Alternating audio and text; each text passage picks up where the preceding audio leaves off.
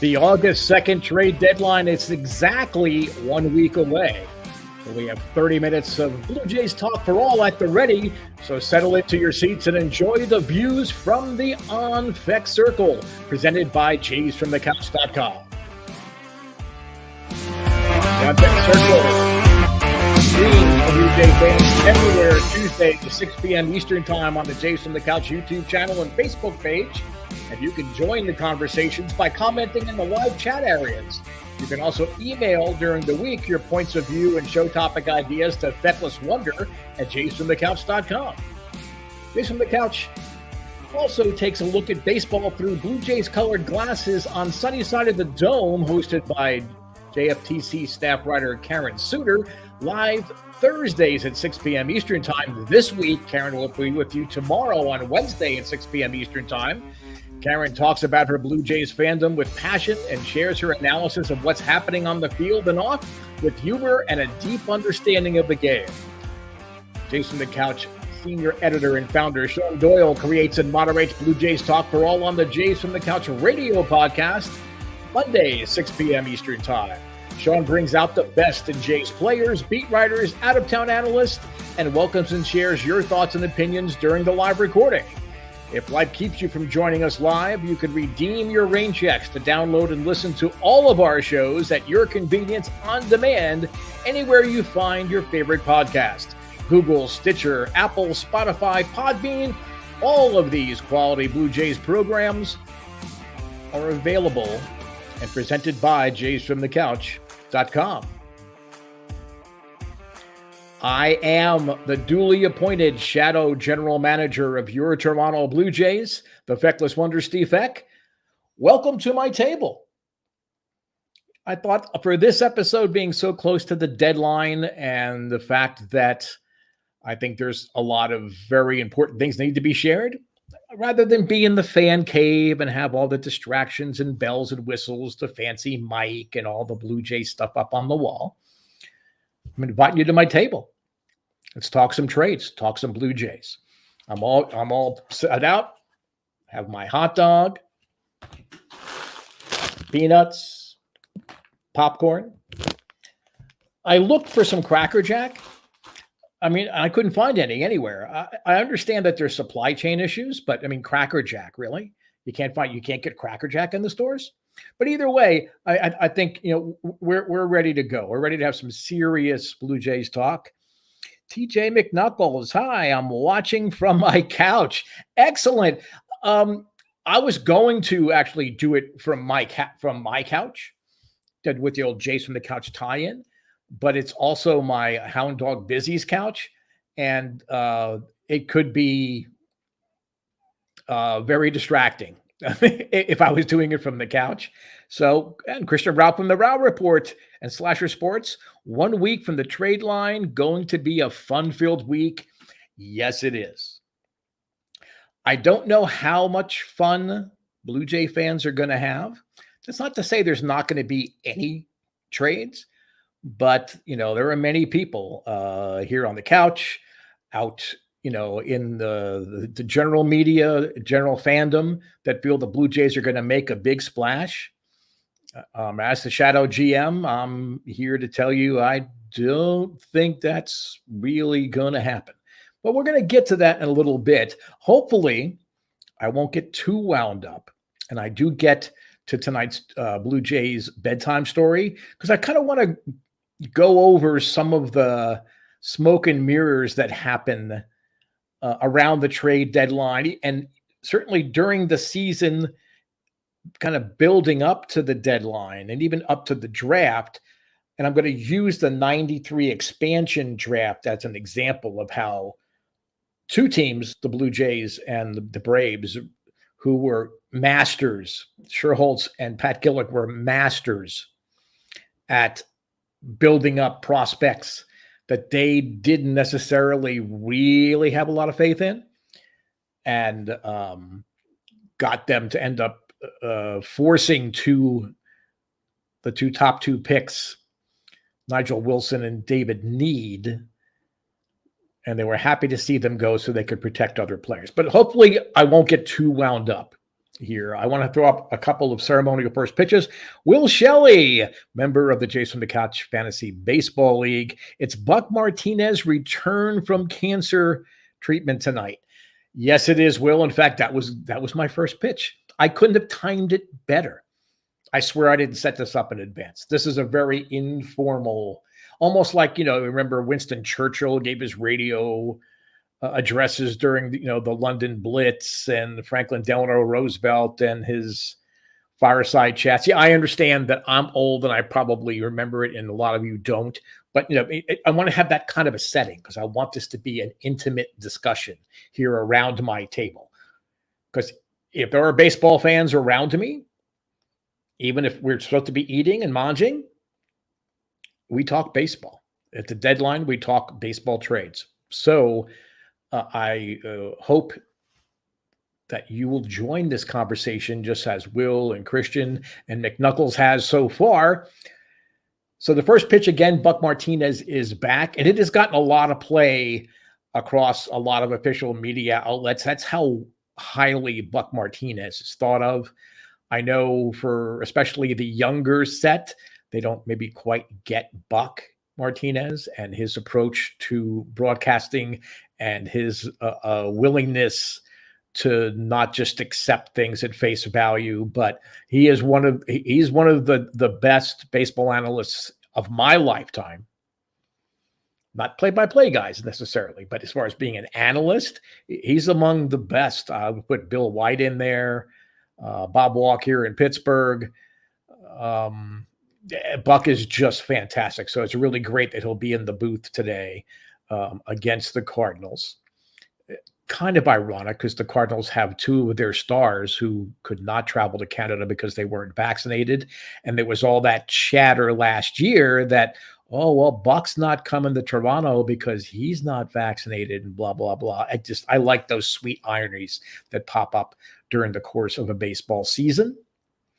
The second ceremonial first pitch I want to throw out there is a thank you to my fellow couchers, but especially our senior editor and founder, Shaun Doyle. Last week was the first week that the On Fek Circle became available in the Jason from the Couch podcast feed. From all indications, it was a very positive response. And I want to thank anyone that did seek it out as a podcast or even stumbled across it as a podcast. It's truly a bucket list thing for me to be able to be talking baseball on a regular basis, to write about baseball when I'm not too lazy, get things at JFtC.com. And I also want to thank outside outlets like we had Christian Rao from the Rao Report and Slasher Sports and his partner Billy Graves. They've been very gracious to invite me on to talk baseball on their platform. I hope to do things with them, in the future as well. And they've always been a great supporter, and they have participated in Jason from the Couch broadcasts. So that is great. Same thanks go out to Jim Stam and Gary Morgan of the Pirates Fan Forum on DK Sports. They have been great about trying to include me because they know not only that Ben Cherington was here in Toronto and he played a big role in how this team has been put together, at least when he was here, but also I'm a big believer that you have to have a favorite team in each league, even with the universal DH and everything they're trying to do to destroy divisional rivalries and league rivalries. I think you should have a team in each league. And then come the World Series, if you're lucky enough, like in my case, it's the Blue Jays, obviously, and the Pirates. I don't think I have to worry about the two of them meeting in the World Series anytime in the immediate future. But if it boils down to that, then you make your decision of what team that you want to pull for. And then you kind of double down and say, well, great, the Pirates won. So that's great. So I want to thank all of those folks for making this show, the On Fek Circle, and including all of us on the couch. I know Karen has done several guest spots. Blue Jays UK, they have a terrific podcast. Shaun Doyle has represented the couch proudly and extremely well wherever he is invited to go on. So I want to thank you for all of that. And then the third ceremonial first pitch before we get down to the Shadow GM report involves another elephant in the room. Last week, it was the Charlie Montoyo firing. We sort of have to address the Juan Soto trade. It's going to happen. There's been some tweets that just came out within the last hour from some people that broke big trades and big signings in the past, that this deal is going to happen, that there's already been an overwhelming trade offer. They didn't disclose the team. They didn't have all the details yet. That does not surprise me. It would surprise me if it turns out to be the Blue Jays. And I know, we had a lot of talk on the podcast last night and behind the scenes at Jays from the Couch, and, all through social media, Blue Jay fans, we don't need Soto. We've got, such great chemistry. We don't want to disrupt things. If you can add Juan Soto, you can figure things out, because odds are you're going to have to move a piece, let's say Lourdes Gurriel or Teoscar Hernandez, in order to acquire Juan Soto. So there's already a position. You're not having to worry about compromising Alejandro Kirk, not getting as many at-bats at DH when he's not catching and things like that. But, it's just not – it's not going to happen. Literally, I really think, despite having a pacemaker and defibrillator implanted in my chest, I would probably drop dead on the spot if the Blue Jays completed the trade for Juan Soto. So before you get yourselves all worked up about that, okay, that's not going to happen. The trade is going to happen, and Blue Jay fans have to hope it's not the Tampa Bay Rays. And given the Rays having lost Kevin Kiermaier and Mike Zaniel officially for the year, and having their three best hitters, Franco, Ramirez, and Margot, on the IL with no specific return date laid out, don't be surprised, because the Rays have the prospect capital. The Rays could trade for everybody out on the trade market this year, and they would still have a top 10 farm system if they didn't traded nothing but prospects. Their system is that deep. But it's going to be a fun week. So now that you're at my table, let's start up the Shadow GM report, and let's talk about what Blue Jay fans can expect during this trade deadline. The Blue Jays have some pretty obvious needs. They need to add a starter, not desperately. I don't know, unless you're talking Luis Castillo, and I think the competition's pretty fierce there. The Blue Jays may have missed the boat on trying to strike early on that. But you really need to have four solid, dependable starters. And I don't know. I know they've got three. And I think Ross Stripling in the playoffs would be a far more valuable asset pitching out of the bullpen, because he's comfortable with that. He can pitch in a variety of roles. He can come in the middle of an inning and get you out of a trouble. He can pitch length if your starter gets knocked around early. So getting a fourth starter, I think, is very, very important. Bullpen. I cannot say it enough. I said it 3 times because I would like to see the Blue Jays pick up 3 bullpen pieces. Probably the biggest name out there is David Robertson. It has not helped the Blue Jays' cause trying to get him, just by the fact that the Yankees have lost Michael King, yet another bullpen arm for them, with Chapman still on the shelf. There have been a lot of bullpen injuries. The Padres, Mackenzie Gore is technically a starter, but I think they envisioned him being able to pitch leverage innings in the playoffs, because the Padres are 99% sure of making the playoffs. So I think the competition for Robertson is going to be pretty intense. There's other names out there. Mark Melancon. He's not technically being shopped, but that's a guy that's been an all-star, that's been traded at the deadline for deadline runs. in the past. So I think those are other options there. And we need a left-handed bat. No matter how you paint the picture and, oh, we're great, and hasn't Tapia been hot? Raimel Tapia is not a power bat. He's not a run producer. He sets the table. He's a great defender, and I'm glad the Blue Jays have him. He's not the solution. And Kevin Biggio, as much as I love him, is not a thumper. He also is a table setter. He gets on base. He's a terrific defender. They need to have a left-handed option because, and there is Craig Gosby, desperately need a lefty bat. I agree.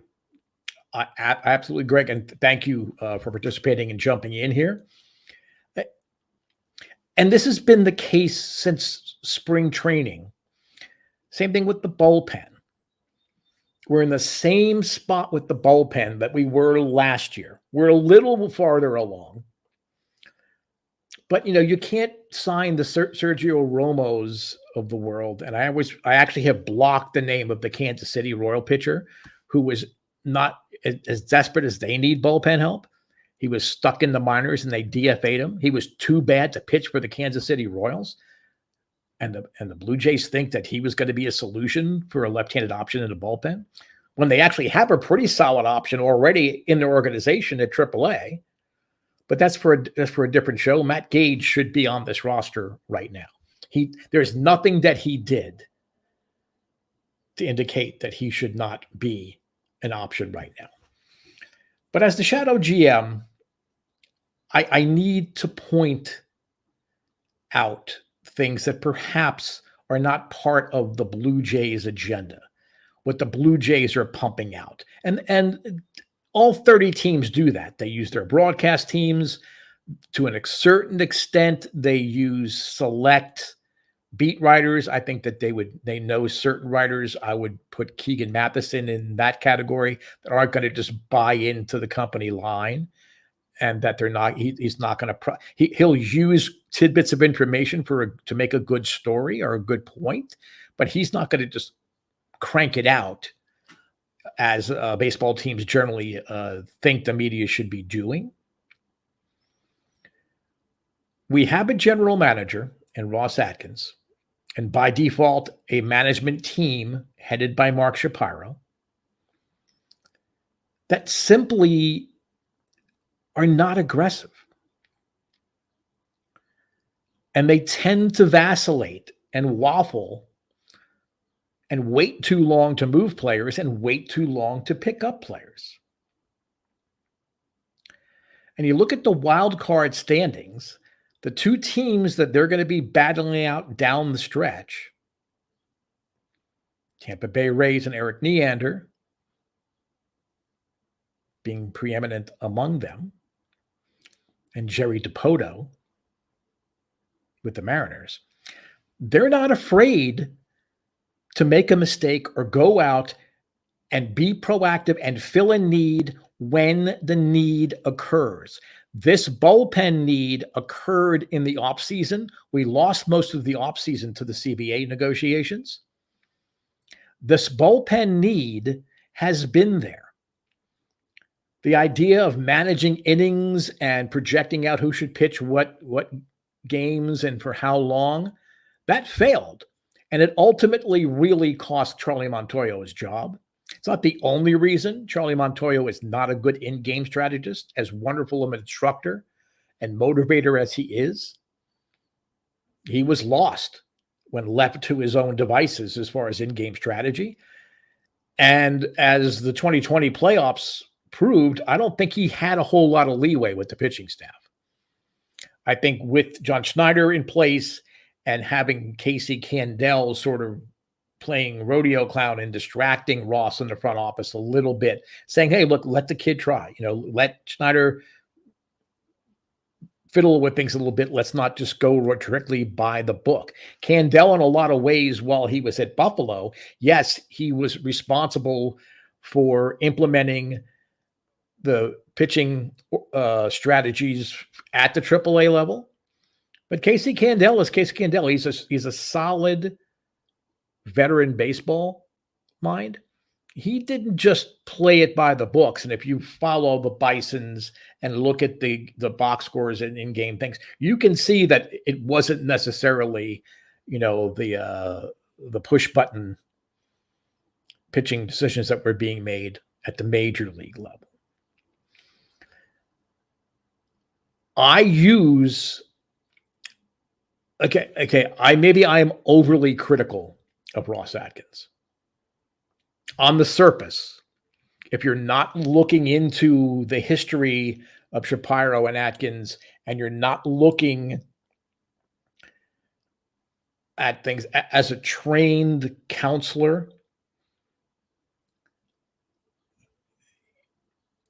it's the subtle body language, voice inflection type of things that I tend to pick up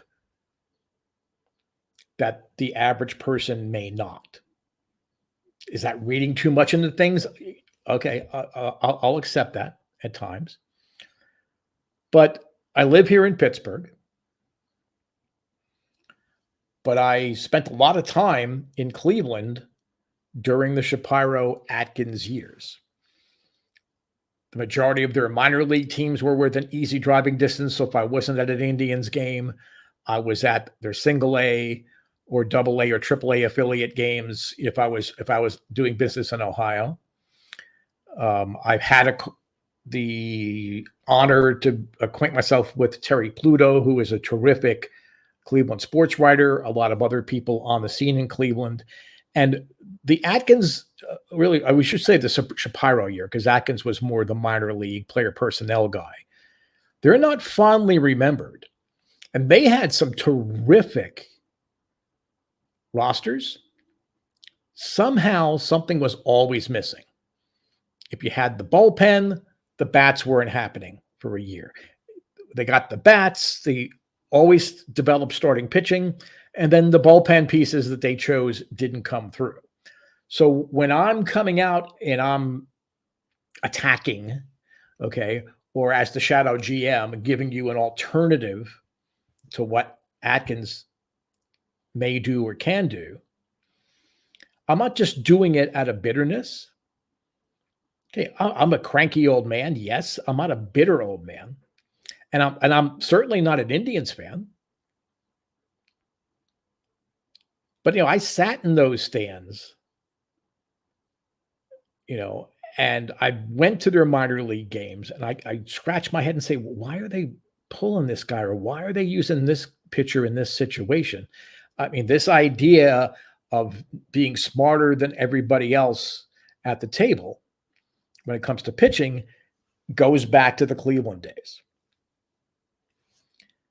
Atkins, as far as signing free agents, has done a wonderful job. It's an organizational decision, but ultimately Atkins is making the recommendations for Shapiro to sign off on. And then Shapiro's taking it to ownership to make sure that a Barrios extension, for example, or signing Kevin Gossman. He's good at that because he has time. He has the whole offseason. Now, again, he acted quickly on Gossman, but he's sort of building up. So he spends a lot of time on those details of the free agent. But it's almost like having that friend whose daddy's rich. Yeah, he can come up with the tickets to the concert that nobody else can, because he's got the money. He can buy those tickets to Springsteen. He can pay $5,000 for a Springsteen ticket. So in a way, that's kind of good to have. But really, he's buying his way out of the troubles and mistakes that he has made drafting. And I say that because the Jays now are not picking at the top part of the draft. Thank God, the major league team performance means we're not picking 10th or 8th or 7th or whatever it would be.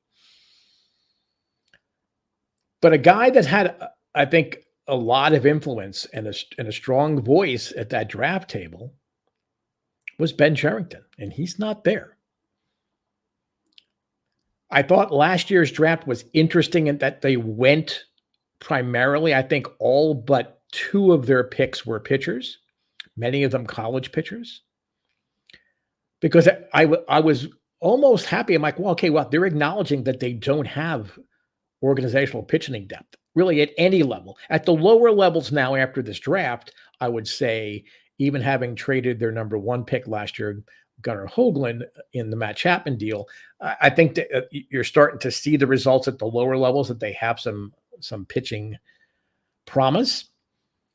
But those guys are at least 2 years away, maybe a year and a half. That's not helping a team that almost every pundit, and certainly I think everybody affiliated with Jays from the Couch and many of you out there, felt was not only a playoff certainty, but they were going to win the AL East, and they quite very well would represent the American League in the World Series.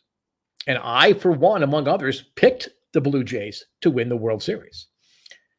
I picked them to play the Phillies, so I'm not, I'm doubly dumb in that particular case. But, if you're depending on Ross Atkins, even with the help, even if Mark Shapiro holds his hand through the process, he has the yips. And that's the worst thing that you can say about anyone related to sports or entertainment. And I will come up and I will be dead honest. The reason that my radio career sort of kind of fizzled out, I mean, I did other things, including being able to, work, as a bird dog scout for the Marlins organization for a couple of years. I got the yips. The more successful that I was, the more anxious that I did. So I convinced myself, well, hey, gee, what are you doing?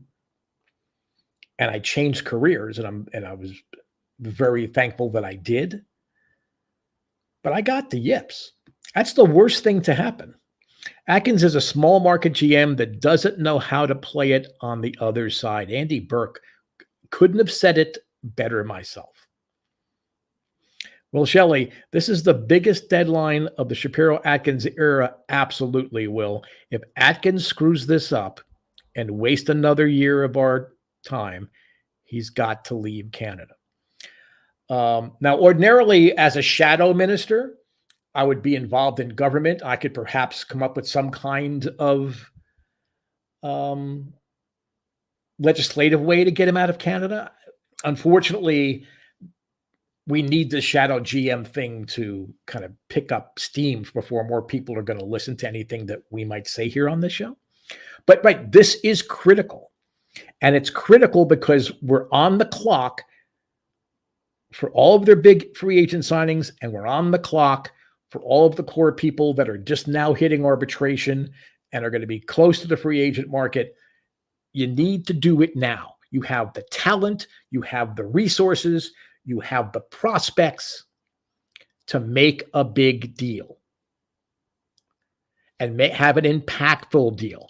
Impactful deals are not necessarily big names like Juan Soto or even Luis Castillo, but you need to add to this.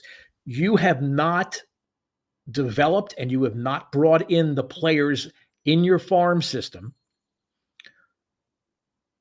that can step into these big roles at a big time. So all of these comments out here make me feel better that, okay, I'm not crazy. Well, I am crazy, but that's a different conversation. The Blue Jays, as well as such a great team that they are, they're not ready for the big time. And I don't think that their general manager is ready for the big time. There are too many star GMs out there. Dombrowski, DePoto, Brian Cashman, Eric Neander, David Stearns in Milwaukee. I could run down the list. Jed Hoyer in Chicago with the Cubs. that will grind him up if he's not the aggressor and doesn't throw those offers. At the very least, make an offer that maybe you can backtrack from later. You can deal with the fallout. Force your competitors to spend capital on players, on these big time players, so that you are now left to kind of pick from the leavings. And a lot of the guys out there, Ian Happ of the Cubs, David Robertson, Mark Melancon, Michael Gibbons of the Cubs. These guys are out there for the pickings. And if teams have already spent their capital on the bigger names, you can have your choice. Well, we're out of time. We'll get to the bedtime story another time. We try to keep it to around 30 minutes. As always, thank you for joining me here on the On Fek Circle, especially at my table in my house. Hopefully we had some great trade deadline talk. You can tune in tomorrow night to Karen Suter's Sunny Side of the Dome, 6 p.m. Eastern Time. She'll have lots to talk about as far as the deadline and her belief that the Blue Jays are going to make a big deal. Mondays are our podcast, 6 p.m. Eastern Time. Perhaps we may move that podcast to Tuesday, since it is deadline day, exactly 6 o'clock next Tuesday. I'll be back next week with the On Fek Circle. Thanks for tuning in. Thanks for all of your comments. Let's keep the conversation going on social media, Twitter at Fekless Wonder, Facebook page at jaysfromthecouch.com. I'm your Shadow GM, Steve Fek. Talk to you next week.